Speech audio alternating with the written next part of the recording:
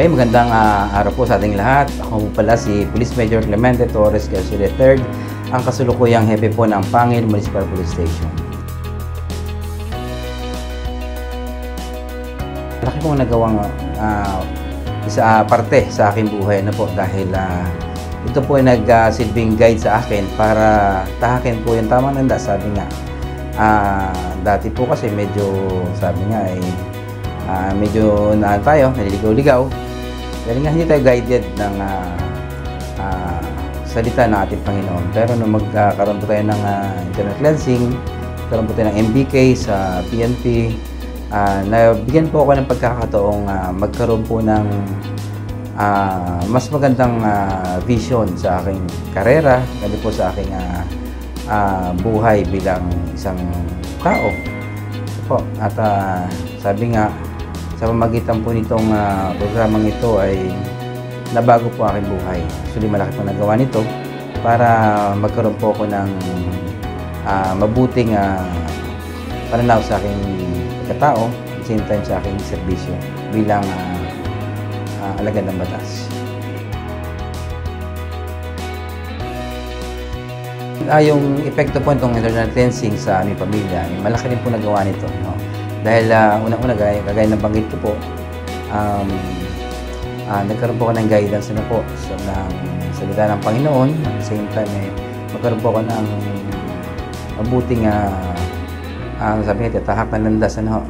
So, sa magitan po nito, ay na-guide ko rin po aking pamilya, yung aking mga kapatid din.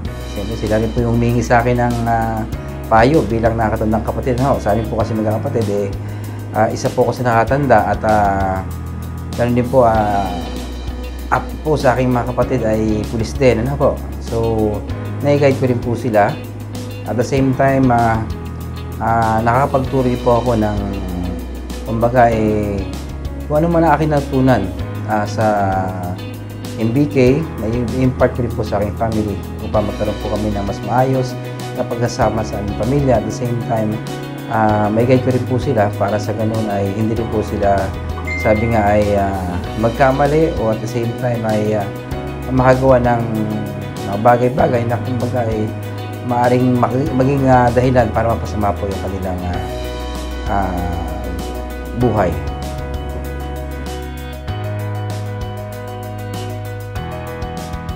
Malaki po ang nagawa po ng internal cleansing sa aking pagganap bilang leader or hepe ng isang istasyon ng kapulisan.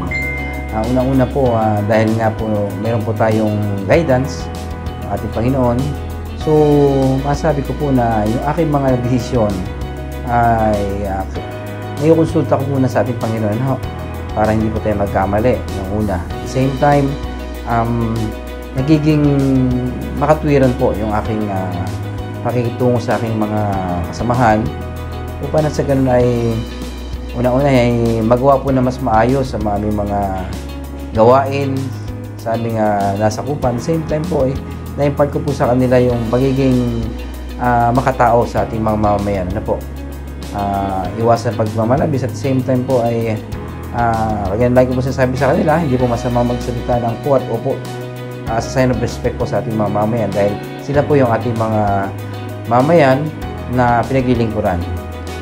So, sa pangkalahatan po, masabi ko po na naging maayos po yung aming panunungkulan sa aming sakupan dahil po sa guidance po ng ating mga life coaches at the same time po na mga salita ng Panginoon na aming natutunan sa pamagitan po ng MBK.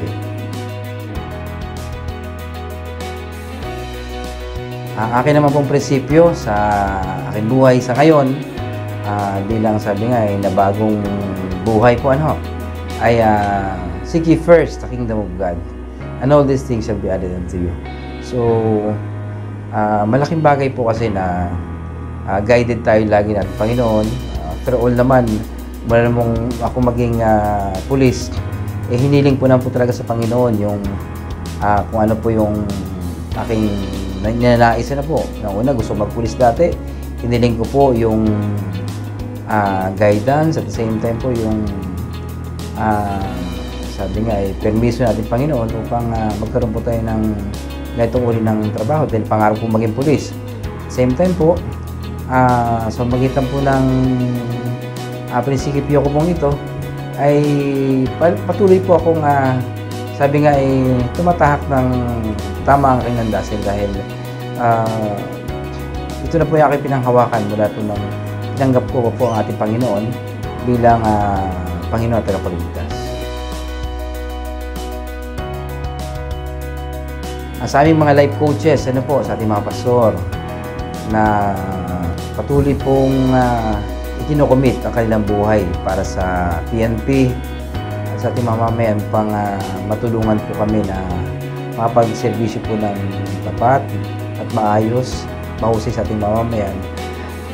Naway, huwag po kayo mag-asawa. Unang-una, napakalaking bagay po itong MBK sa aming buhay. Lalo po sa akin, dito po ako nagkaroon ng direksyon, na talagang masabi ko po na naging maayos ang aming buhay. So, nawa, ipagpatuloy po natin ang ating gawain at sigurado po ako, mas marami po kayong buhay na matulungan sa ating mga kapulisan. Mas marami po kayong sabi nga, madadala sa maayos na kalagayan kung magkapatuloy po itong MBK sa PNP. At kung mamarapatin po, pwede naman po yung ibang sektor po ng ating pamena.